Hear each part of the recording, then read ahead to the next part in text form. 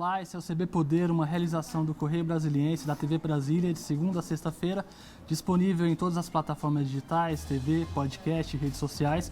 Eu sou Alexandre de Paula e você pode participar conosco por meio de nossas lives no Facebook, no Twitter ou no YouTube. Hoje a gente recebe o subsecretário de Vigilância à Saúde do DF, Eduardo Age.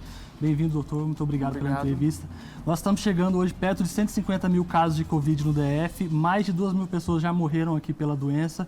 Na avaliação do senhor, esse é o momento mais grave da pandemia? Nós estamos atravessando um momento que teve início, em verdade, em meados de julho. Então, nós estamos aí num platô, tanto de ocorrência de casos quanto de ocorrência de óbitos. E a tendência próxima é de redução, especialmente do número de óbitos. Considerando aí o número de pessoas que a gente tem observado, pessoas com casos, representam casos graves que estão ocupando o leito de UTI, já se apresenta uma redução. Essa projeção, ela estima uma queda mais acentuada ou isso também vai ser aos poucos?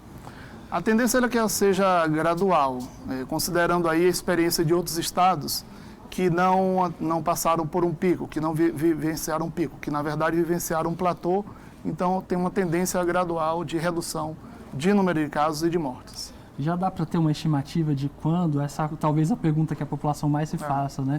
Quando que isso vai começar a cair, quando a gente vai começar a ver, de fato, a pandemia arrefecer aqui no DF? Não é possível afirmar com exatidão quando vai ter uma redução acentuada do número de casos e de óbitos.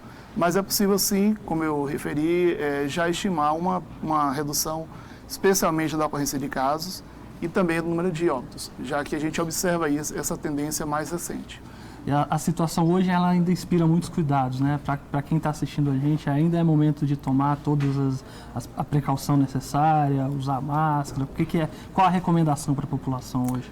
Exatamente, Alexandre. A situação inspira os mesmos cuidados desde o início da pandemia. Nós temos, não só aqui no Distrito Federal, como em todo o país, ainda um grande número de pessoas que não foram infectadas e podem vir a ser infectadas. Portanto, todas essas medidas de distanciamento social para aquelas pessoas, especialmente que podem permanecer em casa, que não estão trabalhando, devem permanecer o máximo possível mantendo o distanciamento social, o isolamento, o uso de máscara, a higiene, o uso de álcool gel, água e sabão em todos os momentos. Então, todas essas medidas, elas permanecem. Se falou muito durante a pandemia também sobre a questão da imunidade, do percentual da população que deveria estar sendo imunizado. Teve gente até que defendeu que deveria haver a tal da imunização de rebanho, né? Uhum. Mas essa não é uma estratégia eficaz, né? O sistema de saúde não resistiria a um método assim, se a gente deixasse a coisa correr mais solta? Não, nenhum sistema de saúde, não só no Brasil, como em outros países, resistiria a isso. Porque o volume de casos em um único momento, em um curto período de tempo, seria muito grande. Nós vivenciamos isso no Brasil e em alguns estados. Por exemplo, no Amazonas, em Manaus, em Ceará, em Fortaleza, ocorreu um pouco disso, que um grande volume de pessoas foram contaminadas. Dessas, evoluíram para formas graves e necessitaram de leitos de UTI que não tinha disponível.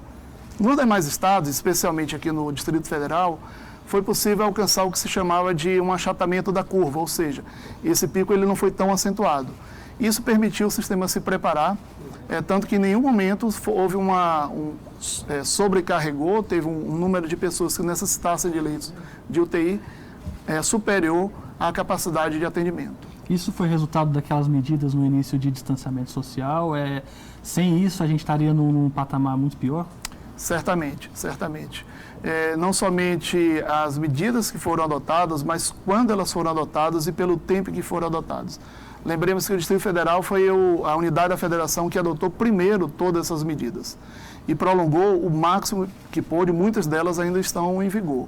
Por exemplo, as escolas, há todo um debate, não somente aqui, como em outros estados, se retorna, se não retorna.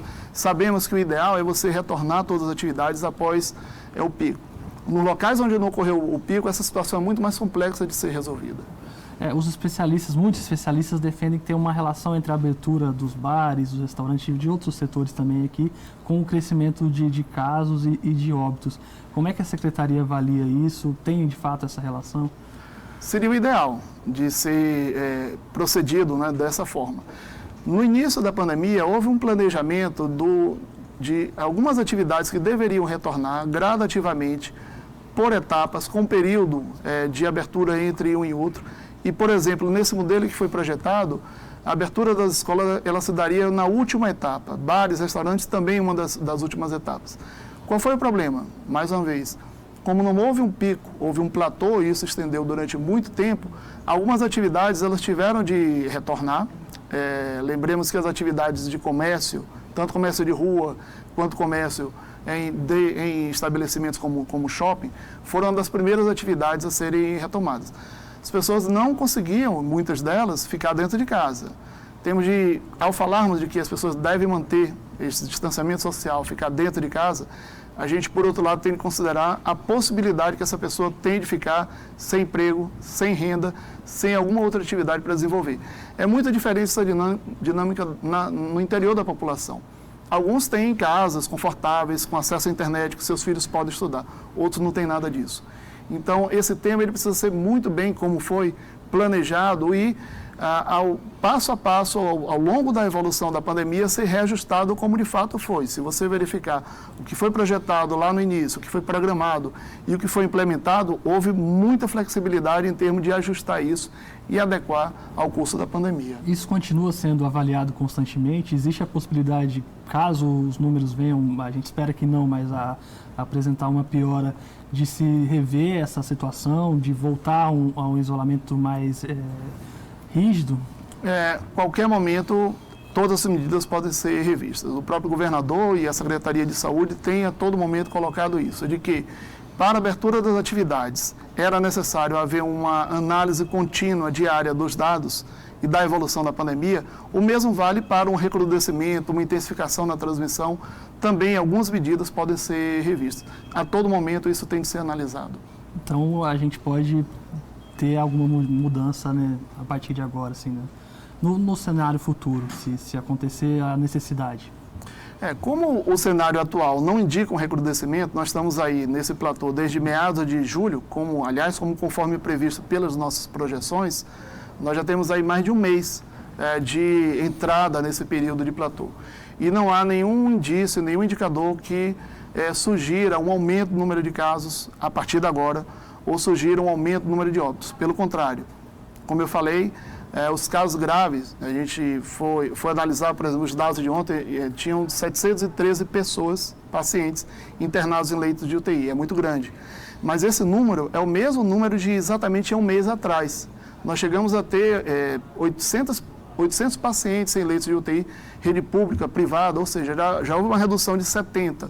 Isso indica aí uma redução muito provável também na ocorrência de óbito. Isso porque no mês anterior o número de infectados era menor? O número era maior, mas especialmente o número de casos graves, né, era muito maior do que está sendo observado já há 2 semanas. Então está ocorrendo já uma redução e que nós esperamos que continue assim. Claro que qualquer mudança nesse cenário, tudo tem de ser revisto. Doutor, a Secretaria anunciou na semana passada algumas mudanças na metodologia de divulgação dos dados. Não ficou muito claro para muita gente o que muda, por que muda. Quais são as alterações que estão sendo feitas na prática? Alexandre, é uma excelente oportunidade de esclarecer a população, profissionais de saúde e academias. Até mesmo porque tem sido falado muito sem conhecer o que de fato está sendo e como está sendo divulgado. Pela Secretaria, há 2 formas principais de divulgação dos dados e das informações diárias. Uma é o boletim epidemiológico, nós estamos chegando aí ao número 180, ou seja, 6 meses diariamente, todos os dias, fim de semana, com a produção e divulgação de todas as informações. Até hoje não mudou nada da forma de divulgação no boletim e não vai mudar. Ela é uma forma que ela está muito bem construída. Uma outra forma é o painel, um painel interativo que nós temos em colaboração com a Secretaria de Segurança Pública, em que permite as pessoas não só olharem os dados que estão ali presentes hoje para todo o período, como selecionar período de tempo para observação, fazer algumas seleções e análise da forma que queira. Nesse painel, por exemplo, o que nós estamos fazendo? A mesma forma de análise do número de óbitos, da forma como eles são registrados no sistema, no boletim, por exemplo, o registro dos óbitos de acordo com a data de ocorrência, a data em que eles ocorreram, que é a forma mais adequada de se fazer análise epidemiológica, de se ver tendência. Isso que já estava presente no boletim, desde sempre, também vai estar presente no painel. No painel, a forma existente hoje de apresentação da curva de óbitos é somente por acúmulo de óbitos. Então, se ontem tinha 1.000 óbitos, amanhã aparecem mais no sistema 10 óbitos, 1.010, uma coisa simples. Mas não é, mais uma vez, a forma adequada de fazer análise epidemiológica. O que nós estamos fazendo? Mantendo esse gráfico, ou seja, não vai haver nenhuma supressão, nenhum dado vai deixar de estar presente no painel. Nós estamos introduzindo outras informações que já existiam no boletim. Então, não há uma mudança de metodologia. Há, sim, qualificação dos dados e das informações. O que houve de alteração mais recentemente, até promovida pelo Ministério da Saúde, não é a forma de divulgação, diz respeito à forma de notificação ou critério de notificação, tanto de casos quanto de óbitos. Até recentemente, para a notificação, para a confirmação de casos e de óbitos, era necessário uma confirmação laboratorial, seja o PCR, teste rápido, testes sorológicos. Mais recentemente, o Ministério atualizou isso, o Ministério da Saúde, incluindo outros critérios, entre eles o exame radiológico, especialmente o exame de imagem, por tomografia computadorizada. E nós estamos também adequando isso, utilizando esse critério para confirmação por tomografia computadorizada. Só que há diferenças entre a forma de detectar, a sensibilidade do sistema de detectar e confirmar óbitos aqui no DF em relação aos outros estados. Por quê? Aqui no Distrito Federal, nós conseguimos fazer exame de PCR e outras técnicas em 99% dos óbitos. Ou seja, somente um percentual muito pequeno, menos de 1%, até semana passada eram menos de 50 óbitos, que não foi possível a coleta em tempo oportuno. Para esses casos, está sendo já analisado se tem algum exame de imagem ali presente, tem alguma outra informação epidemiológica clínica, para que ele seja confirmado. Alguns outros estados não foi e não é possível fazer isso. Tomar um exemplo de São Paulo, que é um estado com uma grande capacidade de diagnóstico, etc., mas que em um determinado momento, em torno de 50% dos óbitos, não foi possível fazer o exame. Tanto que esses casos, eles entraram no sistema mais recentemente. Então, são critérios que todos os estados utilizam, mas adequando para a sua realidade de capacidade do sistema. Doutor, acho que quando essa mudança foi anunciada, a principal preocupação que causou e que gerou foi o entendimento de que não seriam mais divulgados esses dados consolidados de mortes, né? Esses dados anteriores, que seria só divulgado o dado do dia. Sei lá, se teve 7 mortes num dia, mas juntava-se mortes de vários dias, mais 40, por exemplo, a gente não teria esse dado das 47 mortes e somente o dado das 7, o que poderia, de alguma maneira, mascarar um pouco a situação, porque a gente perderia essa noção do que aconteceu anteriormente e teria a impressão de que a situação está mais controlada do que está. Claro. Isso, então, não vai acontecer. De maneira nenhuma, né? Do ponto de vista da Secretaria de Saúde, da Vigilância em Saúde Epidemiológica com a qual eu trabalho, nós temos pleno conhecimento que, primeiro, isso não é ético fazer. Segundo, para nós daria uma forma equivocada de acompanhar a evolução dos óbitos. O que nós estamos fazendo é qualificando, mantendo-se a divulgação da ocorrência de óbitos com a data do registro, agregando-se aí a informação da ocorrência de óbito com a data da sua ocorrência. Então, nós estamos incluindo informações. É bom a gente, pensando histórico, né, e aí é importante mencionar, óbito você não esconde, não tem como esconder um óbito.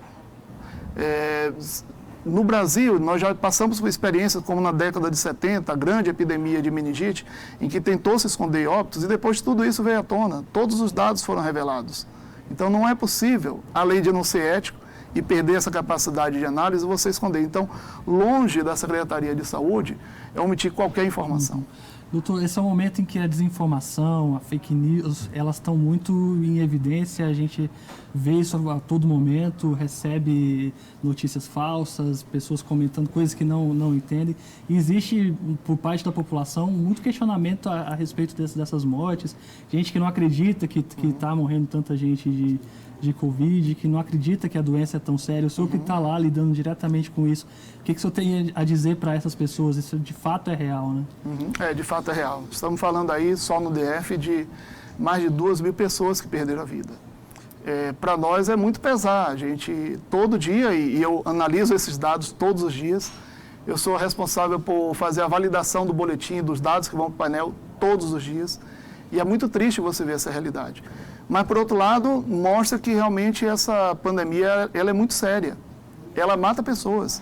Embora mate uma grande proporção de pessoas que têm comorbidade, outras doenças, mas são pessoas como nós, ou idosos que também são pessoas como nós, ela pode matar qualquer pessoa. Então, ninguém está livre da doença, ninguém está livre de vir a falecer. Por isso, a necessidade de ter esse cuidado, adotando todas as medidas de precaução possível, né, e necessárias, e acreditando nas informações que sejam qualificadas. E pela Secretaria de Saúde, nós vamos, todo momento, buscar dar todas as informações para a população, para profissionais de saúde, para que mantenham a decisão no sentido de adotar essas medidas. Essa ideia de que as pessoas morreram só porque eram idosas ou porque tinham outras comorbidades, além dela ser muito cruel, ela é mentirosa também, né? Exatamente. Essas pessoas poderiam ter uma vida maior, pelo menos. A todo momento nós vemos pessoas jovens, sem nenhuma outra doença prévia, que também morrem. Em menor proporção, é verdade, mas isso pode ocorrer. Mesmo crianças também podem ocorrer. E, além disso, cada vez mais, como essa doença, cada dia se aprende com ela, o mundo inteiro, o que tem sido observado? Algumas pessoas que estão desenvolvendo forma leve, ou mesmo que não vão para leito de UTI, elas podem, embora não ter mais a infecção, curar-se da infecção, mas ela apresentar alguns sintomas mais tardiamente, ou sintomas permanecerem durante algum tempo. Inclusive problemas neurológicos. Então, ela tem uma gravidade que também ela não é tão bem conhecida. Quais são os efeitos clínicos a longo prazo para todas as pessoas? Isso não é bem conhecido, o que mostra a gravidade dessa doença. Muita coisa ainda não se sabe, né? Muita coisa não se sabe e a gente precisa estar atento, mas cada vez mais também se armando de informações que são procedentes de publicações científicas, de debates sérios com as pessoas que realmente estão enfrentando a doença no dia a dia. Então, esse acompanhamento, até por essas mudanças todas e pela novidade, né, da Covid, ele tem que ser o tempo inteiro, então. Todo o tempo, a todo momento é um grande volume de informações e você tem que selecionar quais dessas informações são as mais válidas e precisas e traduzir as informações. E esse é um grande esforço, não somente, obviamente, da Secretaria de Saúde, dos outros órgãos de governo, como também das instituições de ensino e pesquisa, que tem esse papel de traduzir aquela informação que saiu no artigo científico hoje, o que aquilo significa, por exemplo, o tema da reinfecção, por exemplo, o tema da imunidade, quanto tempo pode durar ou não. São informações que estão surgindo recentemente e elas não estão bem consolidadas. Elas precisam ser traduzidas, mas acompanhadas também para ver, ao final, o que vai ser possível informar a sociedade. Então a gente precisa ir para o intervalo, a gente volta tratando exatamente desse tema da reinfecção, que é um assunto que está em alta hoje, né? O CB Poder fica por aqui no primeiro bloco, mas a gente volta já com mais entrevista aqui com o subsecretário de Vigilância à Saúde do DF, Eduardo Rage. Até já!